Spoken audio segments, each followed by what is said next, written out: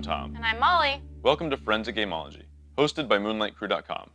Reviews for science. In 7 minutes or less. Alkemia is going to be a Kickstarter preview. It's on Kickstarter right now, so you should go check it out. And so what this game is what it sounds. You're making potions. You have recipes to get items. And so you're trying to make the crest of creation, and it's on your board. You have a board here. It's different characters with different powers, and you have 6 different tiles here, and you're trying to get those tiles on the board, and then you're trying to get those flipped over. And so whoever has the first 6 of these flipped over has created that crest and wins the game. And so that's what you're trying to do. And you're doing a lot of other things in order to get those. Every time you complete one of these recipes, you get one of these items, which does something cool, but you also get one of the tokens from the bag to place on here to then get. And mid-game, you flip these over. These also have to be flipped over, but they really help you, so you want to flip them over as soon as you can because they help you throughout the game to win. And so you're playing 2 different rounds. This foraging round where you're going around collecting resources, and then this round where you're completing recipes. And so this is going to be a resource management set collection type of game where you're moving this pawn to get your resources, and then you're using those resources to complete these recipes. You can also plant things, which is pretty cool, and everyone has a different powers. And so that's pretty much the game. Simplicity versus complexity. This game is complex, especially your first time. Think heavy Euro when you play this game. Although it starts picking up because in the foraging round you realize what you need to get, and you kind of get that where maybe on the other person's turn you can sort of plan out where you're going to go. And then you're going to draw those types. For instance, if I was to be on this water tile, I would draw up to 3, and it would cost an action each of these water reagent cards. And so I would then have these to use in the parts of the recipes. It starts getting a lot faster, whereas the Bazaar always takes a little bit of thinking. There's so many different ways to purchase, save, or publicly make these items, and they all matter, because you can see the tokens on the back to see what types they are and what you absolutely need to make the crest of creation. So there's some complexity here, but you will understand it and be able to be competitive after one game.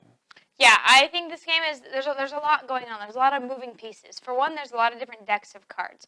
You've got these 5, which are the 5 resources, so that's kind of simple. But then you have these that move down in certain ways and mix in certain ways, and there are 2 different types of decks that you can purchase from. And so there's just a lot of moving parts, so it can seem more complex than it is, because like Tom said, you play and you just kind of move around to get the resources, use those resources to pay for the recipe, for the item. And then you need to do a few other things to flip over these cards, but it's not too much. And so, yeah, there's a lot going on, but after half the game, after your first game, you'll know exactly what you need to do. And so it's simple in that aspect. Luck versus strategy. I find that the individual powers help mitigate a lot of the luck, and everybody has a different one, so there's variable player powers here, and you can strategize. I mean, obviously you strategize on the foraging part, but I just tend to think that the real brain burners are over here when you're trying to figure out exactly how you're going to afford to purchase one of these items that you can then work the recipe and earn the item itself. Whereas if you purchase it, will you be using the cards that otherwise would have gone towards that item? You can only have so many cards in your hand or so many items in your inventory, and it's just trying to juggle all of your resources and keep everything working in your engine. So this is a strategic game, although there's a tad bit of luck as to what comes out and what you need when it's available or not. But I think that it's mitigated by the effects of the cards you've purchased previously and the variable player powers. Yeah, I think this game has a good amount of luck. Not a good amount. It's got a small amount of luck, but a lot of it is in the strategy because, yeah, different cards are going to come out, so based on what comes out, you have to do something, so that's the luck, but you can mitigate in so many ways. You can move these down to get to see more, to get these, and then you can see these to know what you need to get in the foraging round. So you use your foraging round to best prepare yourself for the Bazaar round so that you can get the best things that you need to get. And that goes for flipping these tiles over. It has to do with these cards. And so yeah, I think there's a good amount of strategy in how you're going to go about doing that. Are you going to use your items, or are you going to get rid of them to flip these tiles over, or in the ordering of all that? So I think there's a good heavy strategy to this game. Fun versus boring. I like the theme of this game, especially because it's just alchemia, science, potions. You've got earth, air, wind, water, fire, all those things. Not wind, but forest, fire, water, other things like that. And so that's just fun. And you're making these items. And so I think this game is a good. I want to say good little game, but it's not a little game.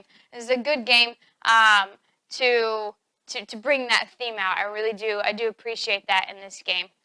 The fun in this game, it makes me think if you like heavy Euros, you're going to like this type of game.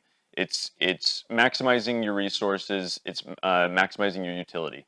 As you move through, you're trying to. It's basically a race game. You're trying to get to the crest of creation first, and everyone has the same opportunities that you do. You have to use them better. I do need to add that this being a prototype does not represent the final components. Right, right. It's true. We are friends at Gameology, so every time we hit multiples of 500 subscribers, we'll give away a free glitter painting of your favorite superhero icon or other game-related thing. So make sure to subscribe to us on YouTube right now. Because it could be you that wins. Alkemia. We've presented the evidence. You be the judge.